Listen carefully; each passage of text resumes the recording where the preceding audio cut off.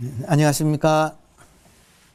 네, 오늘도 비대면 수업을 계속하겠습니다. 여러분 안녕하세요. 예, 소리 들리면 동그라미, 예, 소리 돌리면, 예, 감사합니다. 예, 오늘은 10번째 시간입니다. 지난번부터 데이비드 호킨스, 정신과 의사가 되시는 분인데, 이분의 가르침을 우리가 함께 공부하고 있습니다. 지난주 이제 여러분 보셨으면 궁금하실 거예요. 우리 이분께서 의식 지도를 그리고 우리 인간의 의식 에너지 수준이 로그 1에서 1000까지, 그러니까 인류 역사상 가장 의식 수준이 높았던 분은 부처님과 예수님으로 보고 그분들이 1000이고 이제 1부터 시작해서 이렇게 쭉 매겼는데, 점수를 매겼는데, 여러분 몇 점쯤 되시는 것 같아요? 다들 궁금하시죠? 그래서 우리가 지난 시간에 아쉬웠던 점은 한 인간이 별다른 일이 없으면 보통의 교육을 가지고는 로그 값을 5점 올리기가 어렵다는 거예요. 그러기 위해서 우리가 발심을 해서 그 발심을 실천하는, 소위 말하는 수행의 세계가 되겠죠. 그래서 이렇게 마음 공부를 하고 수행을 하는 이 세계로 들어오면 깨달음의 세계까지 이것이 퀀텀 점프, 아주 굉장한 점프를, 양자역학에서 하는 말이거든요. 퀀텀 점프를 이렇게 획기적인 점프를 할 수 있는 방법이 이제 깨달음이라고 하는 것이 되겠습니다. 이분의 이야기에서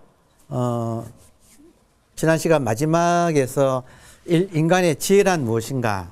인간의 지혜는 자기 힘으로 하는 것보다 우리가 접속해 있는 모든 인류의 모든 정보를 다 함유하고 있는 그런 클라우드, 영적인 클라우드가 있어서 거기와 접속하는 거. 그래서 이 접속하는 방법을 이분은 표현을 우리들의 불성이죠. 다시 말하면 불성과 접속하는 방법은 나의 모든 행동과 사고방식을 불성과 정렬시킨다, 이런 표현을 해요. 그리고 정렬하고 공명한다. 정렬을 하고 공명을 한다. 그러면 매사를, 여러분도 그런 게 있을 거예요. 저 같은 경우는 이렇게 공부하는 스터디 모임이 있다면 그 스터디 모임을 오랫동안 해왔는데, 거기서 어떤 식으로 스터디 모임이 이끌어지면 좋을까 할 때 하다 보니까 저절로 이런 일이 떠오르더라고요. 어떤 일을 결정할 때 인간을 중심으로 결정하는가, 아니면 법을 중심으로 결정하는가.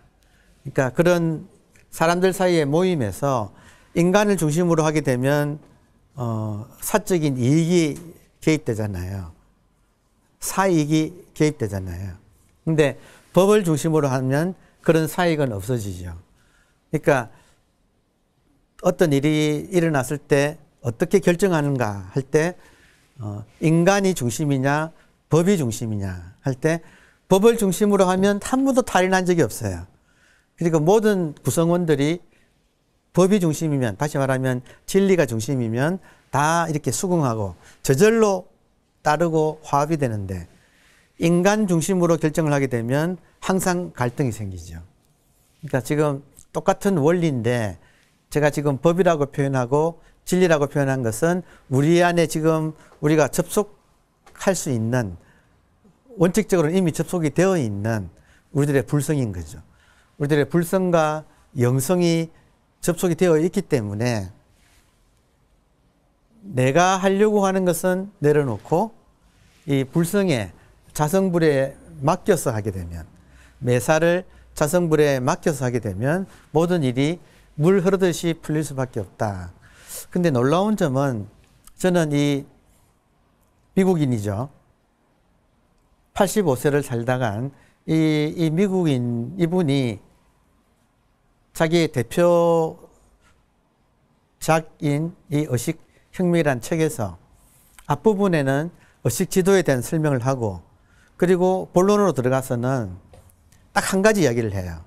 그러니까 이 번역은 지금 의식혁명이라고 되어 있지만 이 책의 원제는 파워 vs 포스예요.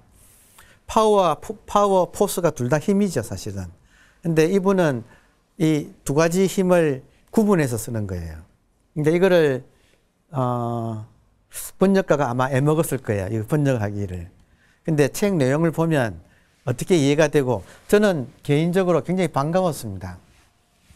책 제목이 파워라는 힘과 포스라고 하는 힘의 대결이에요.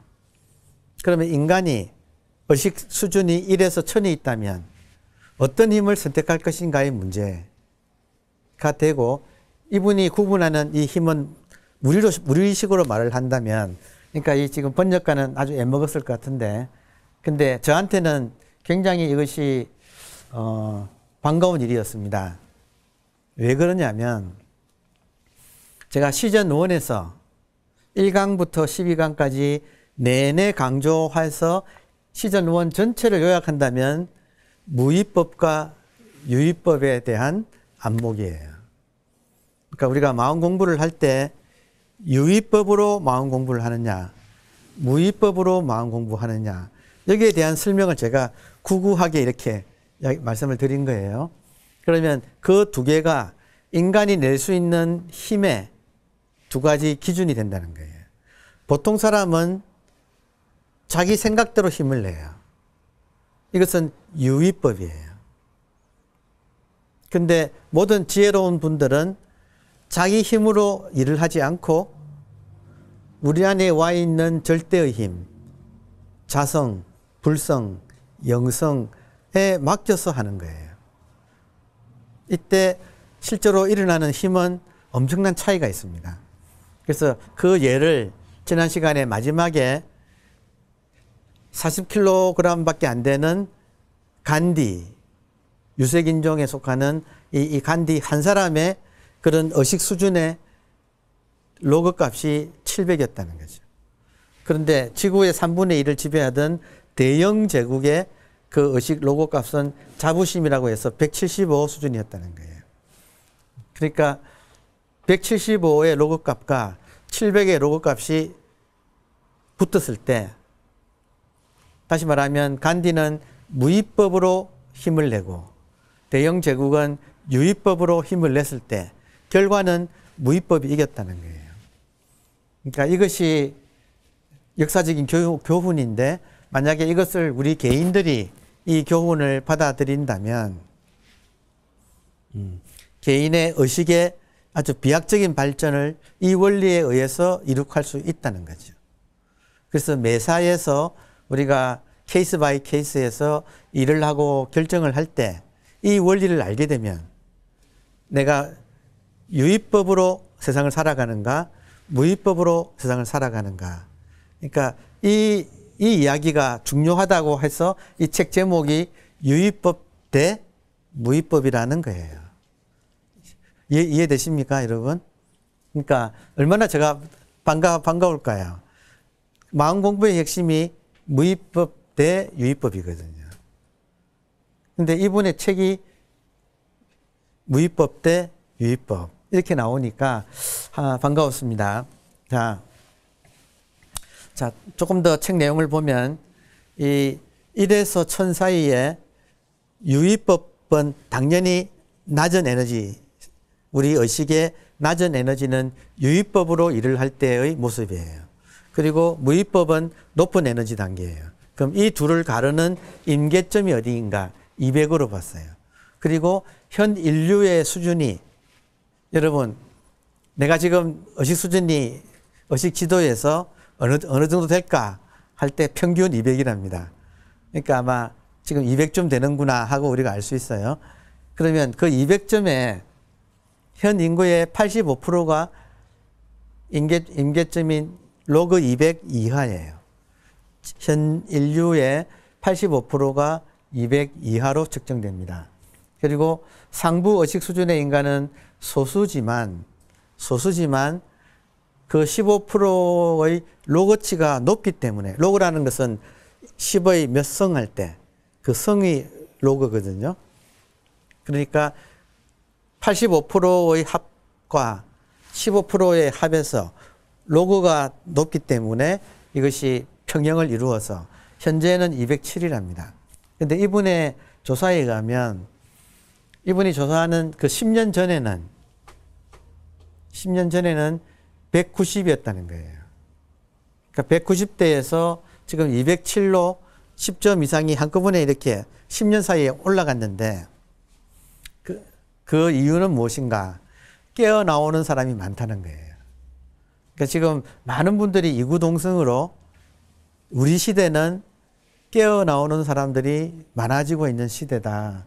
우리 잘 태어났거든요, 이 시대에. 그러니까 이 정보를 우리가 잘 활용해서 우리도 그렇게 올라가야 되겠습니다. 자, 지금 유의와 무의에 대해서 간단하게 복습을 해보면, 유의는 유심에서 나와요. 유심은 에고예요.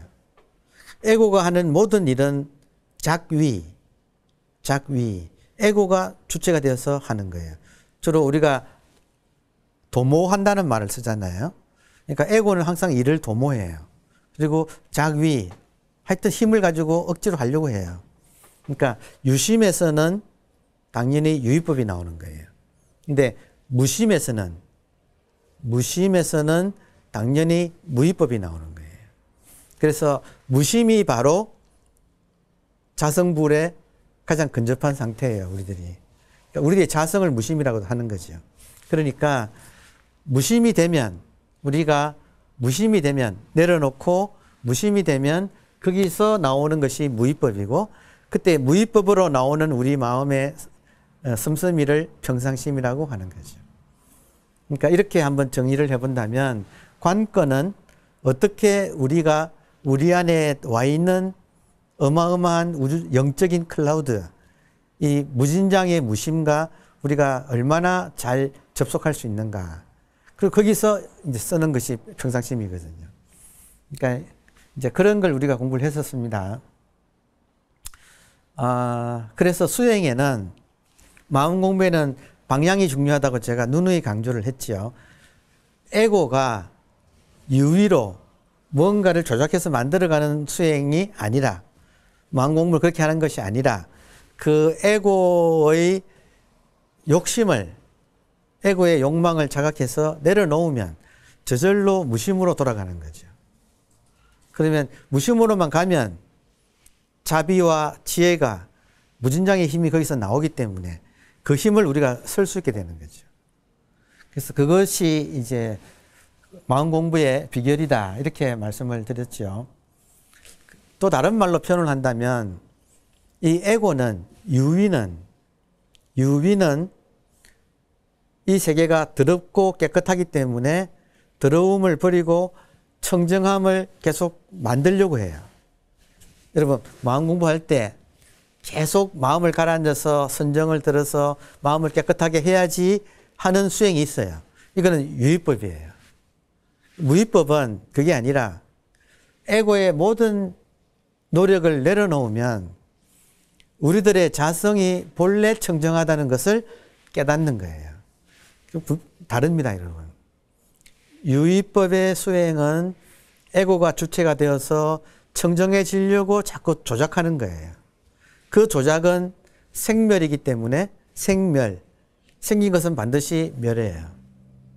그런데 그 모든 조작을 내려놓으면, 무의법으로 들어가게 되면 에고가 조용해지면 저절로 자성이 깨어나오는 거예요. 자성이 깨어나오면 자성은 본래 청정해요. 그 본래 청정의 에너지를 쓰는 것이 무의법이에요. 따라서 지금 우리가 노력을 해서 지금 나의 평균 에너지 수준이 200이라면 에고가 막 노력해서 끌어올리려면 205가 최선이라는 거예요. 근데 그게 아니라 그걸 내려놓고 자성에게 맡기면, 자성이 부처잖아요. 그러니까 부처님, 우리 안에 있는 자성 부처님한테 맡기면 어마어마한 에너지를 우리가 쓸 수 있게 된다는 거죠. 그게 의식의 퀀텀 점프, 비약적인 점프가 가능해지는 원리입니다.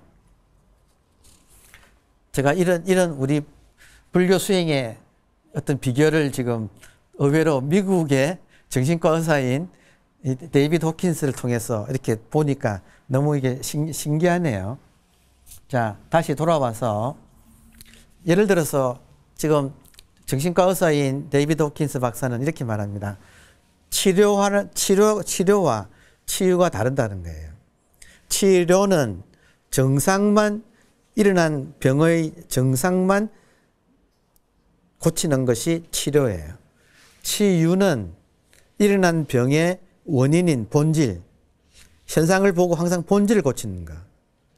그러니까 병의 정상을 고치는 건 치료고 그 본질을 봐서 본질을 바로잡는 것이 치유라는 거예요. 그러니까 치료는 유의법이고 치유는 무의법이죠. 그러니까 이렇게 이 개념을 자기 그 의사의 이 일에 적용을 했습니다. 그래서 무의법은 항상 무심인 플러스 마이너스 제로에서 나오기 때문에 여러분 플러스 마이너스 제로에서 일을 하면 저항이 없어요. 근데 유의법은 플러스 아니면 마이너스예요. 그러면 플러스로 일을 하면 마이너스의 저항이 따라요. 마이너스의 일을 하면 플러스의 저항이 따라요. 그러니까 재미있는 것은 유의법은 항상 플러스 아니면 마이너스라서 저항을 불러와요. 근데 무의법은 플러스 마이너스 제로 상태를 쓰는 것이기 때문에 저항이 없다는 거예요. 대단한 통찰 아닙니까? 이게 자기 경험에 의해서 이런 말씀을 하네요. 그래서 무의는 스스로 자명해서 이것을 정당화할 필요가 없지만 유의는 항상 정당화하려고 애쓰는 거예요. 그래서 유의는 항상 에너지를 소모하지만 무의법은 에너지를 소모하지 않고 에너지를 저축해요. 그래서 이분의 말은 재미있는 것이 의식 에너지는 경제 법칙을 따른대요. 그래서 소비를 싫어하고 축적하는 걸 좋아한다는 거예요. 그래서 우주 입장에서는 한 인간이 에너지를 축적해가는 무의법으로 살려고 하는 사람은 도와주고 에너지를 과소비하는 유의법의 사람한테는 우주가 에너지 공급을 하지 않는다는 거예요. 그러니까 우리 인간으로서의 지혜는 내가 하는 일을 우주의 흐름에 거스르는 유의법으로 할 것인가 아니면 대세를 따르는 무의법으로 할 것인가. 그러면 무의법을 하게 되면 모든 일이 쉽고 간단해지죠. Simple and easy. 이것이 무의법이 가져오는 모든 일입니다. 이걸 우리 불교에서는 등등임문한다 이렇게 표현을 하죠. 등등임문은 뭐냐면 임문은 운에 맡겨가지고 등등은 강물에 표주박이 떠내려가는 모양이 등등이에요. 그래서 예수님의 시에 그런 말이 있죠.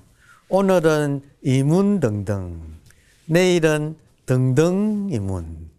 참, 그러니까 이렇게 모든 것을 우주 흐름에 맡겨서, 자성에 맡겨서 이렇게 표주박이 물에 떠내려가듯이 이렇게 살아가는 삶은 정말 아주 평탄한, 여유로운 그런 삶이 되겠습니다.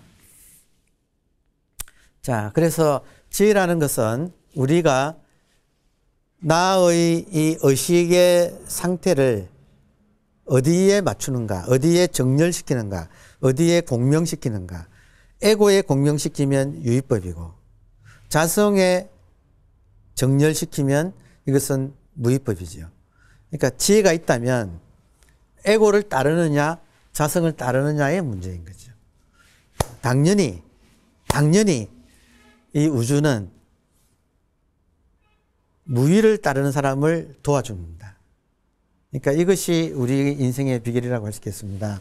그래서 이렇게 이 무의를 무위가 가지고 있는, 무심이 가지고 있는 무진장이 바로 창의성의 셈이에요.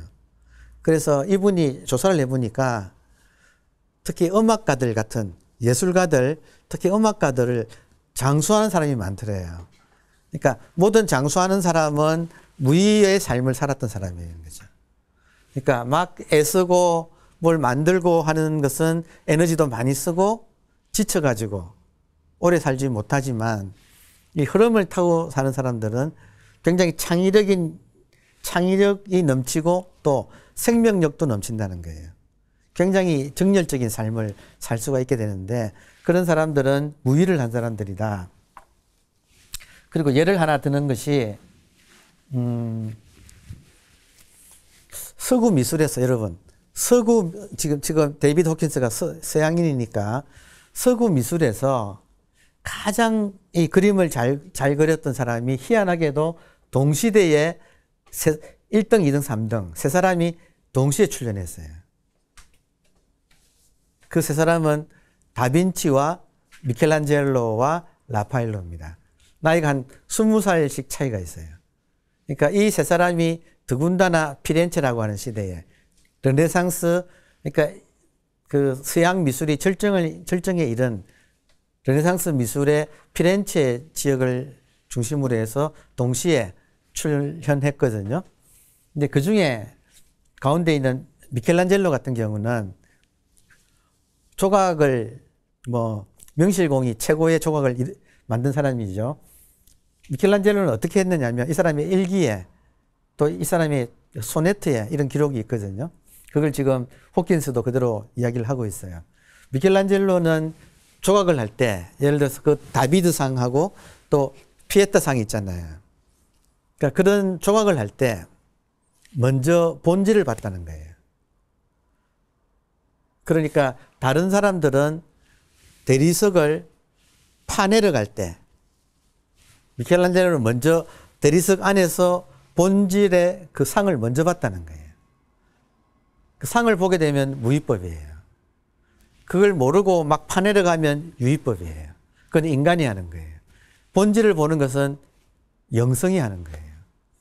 그래서 항상 미켈란젤로는 상을 먼저 보고, 그러니까 그 모습을 먼저 보고 모습을 돌로부터 해방시켰다는 거예요. 그러니까 그 본질적인 그 모습을 덮고 있는 돌을 드러냈을 뿐이지 그 상을 만드는 것이 아니다는 거예요. 그러니까 이것이 지금 예술의 비결이에요. 모든 위대한 작곡가는 또 모든 위대한 화가는 모든 위대한 시인은 내가 쓴 것이 아니라 영감에 의해서 누군가가 불러주는 것을 받아 적었다고 표현을 하잖아요. 그러니까 그런 것이 전부 다 내가 하는 것이 아니라 어떤 나보다는 훨씬 더 초월적인 존재와 소통해서 그것과 공명해서 그 에너지가 흘러나오는 통로가 되었다는 그런 뜻이죠. 이게 바로 지금 유의법과 무의법의 지혜라는 거죠. 재밌게도 이분을 읽다 보니까 제가 개인적으로 아주 좋아하는 작곡가가 있는데 그분을 이 사람도 좋아해서 예를 들었어요. 그러니까 이분이 음악의 의식 에너지 수준을 쟀더니 거의 500, 600, 700 아주 높은 수준, 인류의 최고 높은 수준의 음악가의 에스토니아 출신의 현대 작곡가인 여러분 아르보 페르트라고 하는 작곡가가 있어요. 이분이 자기가 곡을 만들 때 항상 유의를 버리고 무의를 선택한다. 그걸 이렇게 기록을 해 놓은 게 있어요. 이렇게 말을 합니다. 지금 아르보 페르트의 말이에요. 곡을 쓰려면 나는 오랜 시간 나 자신을 준비해야 한다. 때로는 그렇게 하는데 한 곡을 쓰는데 5년이 걸린다. 나의 삶, 나의 음악, 나의 작품, 나의 어두운 시간 속에서 나는 이것 하나 외에는 모든 것이 아무 의미가 없다는 확실한 느낌을 가지고 있다. 이것만이 중요하고 나머지는 의미가 없다라는 느낌을 가지고 있다. 복잡하고 다면적인 것은 나를 혼란에 빠뜨릴 뿐이며 나는 단일성을 찾아야 한다. 그것, 이 하나는 무엇인가? 그리고 나는 그것에 이르는 길을 어떻게 찾아내는가? 그것의 흔적은 수많은 변장을 한 채 나타나고 그리고 중요하지 않은 모든 것은 떨어져 나간다. 나는 여기서 침묵과 더불어 홀로 있다. 단 하나의 음이 아름답게 연주될 때 나는 그것으로 충분하다는 것을 발견했다. 단 하나의 음이 그것으로 충분하다는 것을 발견했다. 이것이 내 목표다. 시간과 무시간은 연결되어 있다. 시간과 영원은 연결되어 있다. 이 찰나와 영원성은 우리 안에서 투쟁하고 있다. 이 영혼을 드러내는 것이 자기의 소명이라는 거예요. 제가 개인적으로 수많은 음악이 있지만 이 아르보 페르트의 예를 하나 들어볼까요? 제가 개인적으로 좋아하는 곡이 피어 안나 마리아를 위해서라는 이 음악이 있거든요. 깜짝 놀랐어요. 왜 놀랐느냐? 여러분, 지금 데이비드 호킨스가 이야기하고 저도 같이 강조하고 싶은 이 일은 뭐냐면 우리 개인이 우리의 의식이 깨어나는 것이 제일 중요하다는 거예요. 의식이 깨어나는 것이 중요하다. 그러려면 우리들의 지금 이 현재 의식이 우주의 순수 의식과 어떻게 내가 공명하는가의 문제예요. 그러니까 이 우주 자체가 가지고 있는 우리로 말하면 불성, 서양인들이 말하는 영성, 그 불성의 의식, 영성의 그 순수 의식과 내가 어떻게 공명하는가의 문제예요. 그러면 나의 관심과 나의 모든 이런 에너지가 그쪽으로 쏠려 있어야 공명이 일어나고 어느 순간 터지면서 서로 소통이 되거든요. 개합한다 그러잖아요. 우리 통한다, 개합한다, 하나가 된다. 그러니까 음악을 들을 때도 이 음악이 나의 순수의식을 깨우는 음악. 이것이 정말 중요한 음악인 거죠. 그리고 저절로 관심이 있으면 그쪽으로 쏠리게 돼요. 그래서 조금 전에 소개한 피어 안나 마리아라고 하는 이 음악은 한 피아노 곡인데요. 한 음이 순수 의식을 다시 말하면 우리들의 불성을 탁탁 깨우는 거예요. 정말로 놀라운 음악입니다. 그러니까 이런 유행가들은 우리들을 혼란스럽게 하잖아요. 그런데 이런 음악들은 순수 그 자체예요. 그래서 한 음이 그 사람을 정확하게 잠들어 있는 우리의 불성을 무명을 뚫고 옛날에 선사들이 방은 몽둥이죠. 할은 고함이잖아요. 임재할, 덕산방 이런 말을 하잖아요. 이런 방망이와 고함으로 잠든 우리 의식을 깨웠듯이 이런 곡은 잠들어 있는 우리 의식을 탁탁 때려서 또 피아노 음이 기가 막히거든요. 탁탁 때려가지고 우리를 깨워요. 그래서 정말로 각성이 우리의 이 의식이 깨어나서 각성이 성성적적 소소영영해지는 그런 음악이 이렇게 있는데 이걸 이야기를 하고 있어요.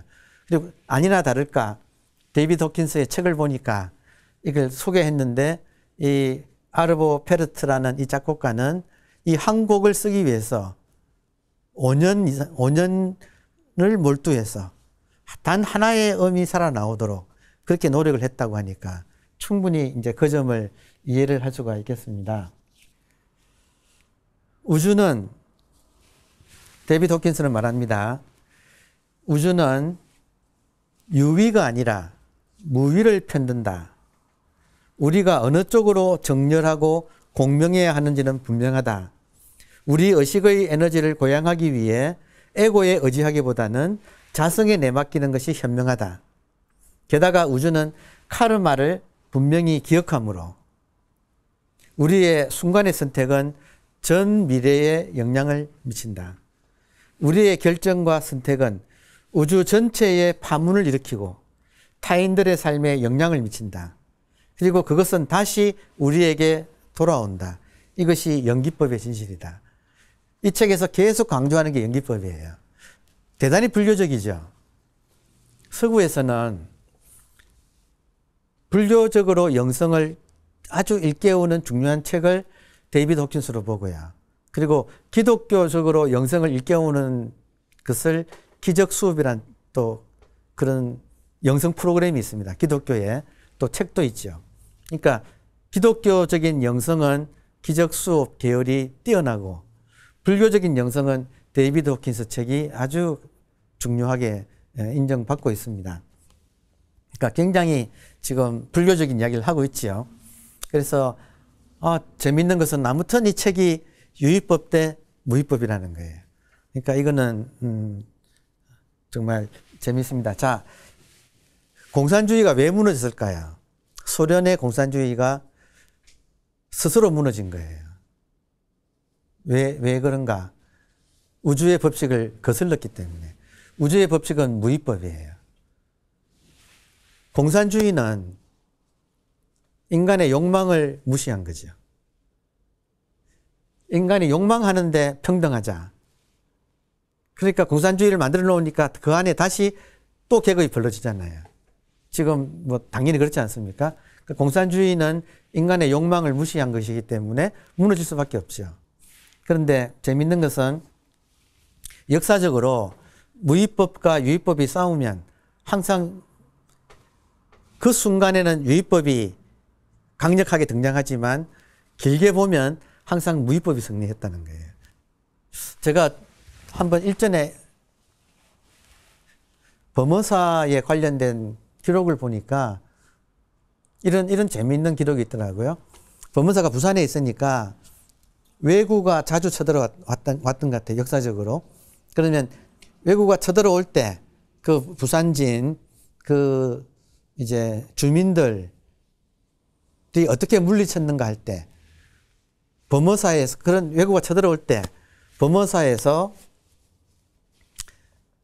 스님들이 모여가지고 기도하고 수행했대요. 희한하지요. 외적이 쳐들어봤는데 스님들이 딱 절에 앉아가지고 기도하고 딱 자선한 거예요. 수행을 했더니 그 힘이 백성들을 단합시켜서 항상 그런 환란을 이겨내게 했다는 거예요. 그러니까 정말 재미있는 것이 지금 무의법의 원리인데 우리가 그런 말도 있잖아요. 펜이 총보다 강하다. 그런 말이 있잖아요. 그 펜은 무의법을 상징하고 총은 유의법을 상징하지요. 그러니까 매사에 이렇게 유의법과 무의법을 가지고 우리가 해나가면 상당히 좋은 인생을 살 수가 있습니다. 그리고 또 하나 이게 지금 데이비드 호킨스가 예를 드는 것이 링컨이에요. 우리가 잘 알다시피 게티즈버그 연설에서 링컨이 국민에 의한 국민을 위한 정부 이것을 세우겠다. 그리고 그것을 위한 가치는 자유와 평등이다. 했을 때 자유와 평등에 어긋나는 것은 흑인 문제예요. 그럼 백인들 입장에서는 이 자유와 평등이라고 하는 이 가치 또 국민에 의한 국민을 위한 정부를 세우겠다고 하는 보편타장한 이 진리를 구현하는 정부를 만들겠다면 흑인 문제가 걸리잖아요. 링컨은 흑인 해방을 지지했어요. 근데 남부에서는 흑인은 백인과 동등한 지위를 줄 수가 없다는 거예요. 그래서 우리가 알다시피 남북전쟁이 터졌잖아요. 처음에는 남군이 우세했다는 거죠. 결국은 우리가 알다시피 북군이 링컨이 이기잖아요. 그러니까 지금 매사에 여러 가지 면에서 군대의 사기 이런 것들은 결국은 보편타당한 무의법의 진리를 가지고 인간의 욕심이 들어간 에고가 추동하고 있는 그런 유의법의 세계를 힘을 물리친다는 거예요. 그러니까 이것이 역사의 진실이고 이것이 우주의 진실이에요. 그렇다면 개인인 우리는 어떻게 해야 하는가? 개인인 우리는 에고를 따를 것인가? 자성을 따를 것인가? 항상 이 선택이 케이스 바이 케이스로 매번 펼쳐집니다. 그러니까 예를 든다면 여러분 만약에 내가 진정으로 자유로운 인간이 되려면 이 자유는 대가가 있어야 되는 거예요. 무위법을 따르는 자유가 되어야 되는 거예요. 그렇다면 아주 간단하게 내가 자유의 법칙이 있는 거죠. 내가 자유로우려면 비싼 대가가 있어요. 뭐냐? 남한테도 자유를 인정해야 돼요. 내가 자유로우려면 상대방도 자유로워야 돼요. 그러면 상대방한테 자유를 준다는 것은 굉장히 비싼 대가를 치릅니다. 누구한테? 에고한테. 에고는 상대방한테 자유를 주기 싫어요. 내 마음대로 하고 싶어요. 그러니까 내가 자유를 원하면 상대방도 자유로워야 내가 자유로울 텐데 상대방한테 자유를 주기는 것은 안 쉬워요. 예를 든다면 시어머니 입장이라면 며느리한테 자유 주기가 안 쉬워요. 이해됩니까? 근데 만약에 진정으로 며느리한테 자유를 주는 시어머니라면 며느리로부터 자유로운 거예요. 근데 주기가 어렵죠. 왜냐하면 기득권이 있으니까. 매사의 에고는 자기 마음대로 하고 싶어서 상대방한테 자유를 주기 싫어해요. 근데 자기는 자유를 얻고 싶어 해요. 그러니까 이것이 유의법인 거예요. 그러니까 무위법에 따르면 상대방한테 자유를 주면 내가 자유로워져요. 여러분, 누가 무슨 말을 해도 그 사람이 그 말을 하게끔 내가 그 사람한테 자유를 준다면 나는 완전 자유로워요. 누가 무슨 말을 해도 오케이, 너 자유야. 할 수만 있다면 나는 무엇으로부터도 자유로워져요. 이거 어려워요. 왜냐하면 에고가 그것을 용납하지 않아요. 그러니까 똑같이 우리가 지난 시간에 마이클 싱어가 행복의 원칙은 간단하다 그랬잖아요. 내 가슴을 닫으면 불행해지고 가슴을 열면 행복하다. 그러면 언제나 가슴을 열면 언제나 행복하다. 그러나 우리들은 가슴을 닫는다는 거죠. 어떤 사람이 나타나면, 원수가 나타나면 용납을 못하는 거죠.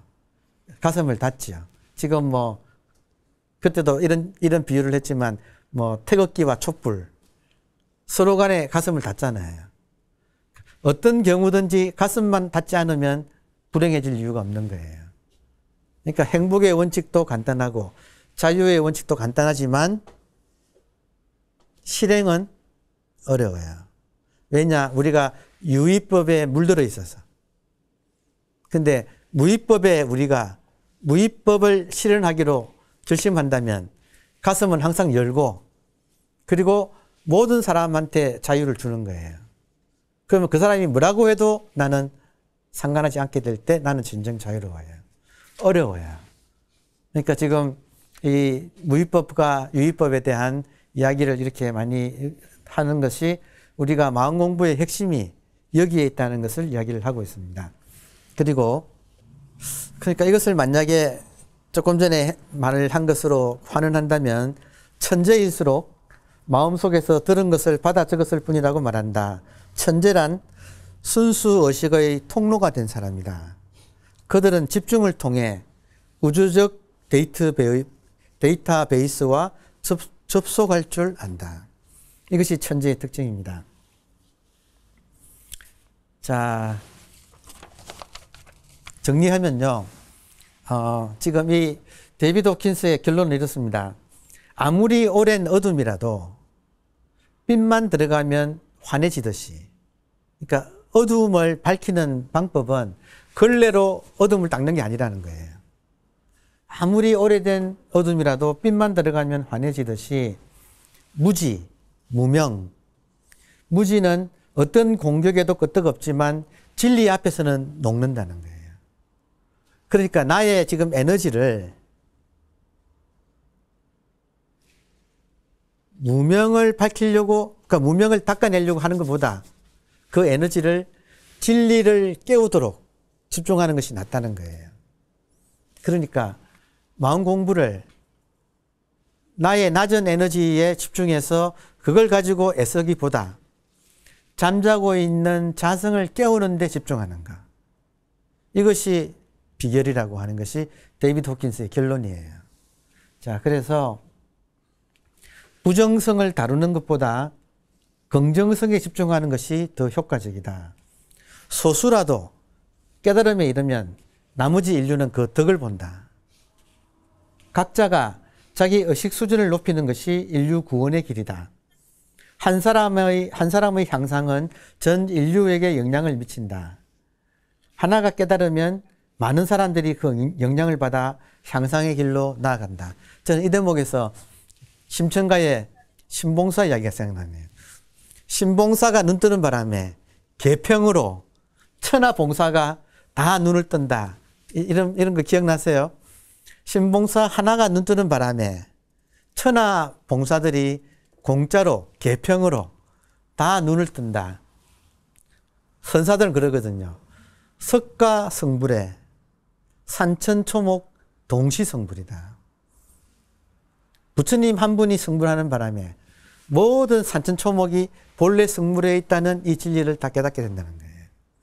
그러니까 한 사람이 눈을 뜬다는 것은 정말 중요하다는 겁니다. 왜냐하면 그 사람의 로그 값이, 의식 에너지의 로그 값이 거의 무한대로 뻗쳐나가기 때문에. 자, 그래서 최근 10년간, 수백 년간 고정되었던 190 수준이 갑자기 207로 뛰어올랐다. 의식의 각성이 급속도로 퍼져나가고 있다. 무명의 바이러스. 여러분, 이 말로 결론을 해야 되겠네요. 진짜 인간한테 바이러스는, 지금 우리가 코로나 바이러스로 이렇게 고생하고 있지만, 진짜 인간한테 치명적인 바이러스는 무명이래요. 이게 지금 서양 의사인 데이비드 호킨스의 말이에요. 인간한테 진정으로 치명적인 바이러스는 무명, 무지라는 거예요. 이 무지로부터 깨어나는 사명이 지금 우리 시대에 주어진 우리 시대의 사명이다. 이렇게 말을 하고 있습니다. 많은 사람들이 무지의 중독에 빠져 있다. 인간은 유의법에 미혹되어 함몰되어 있다. 사람들은 유의법의 꿈속에 골아 떨어져 있다. 희소식은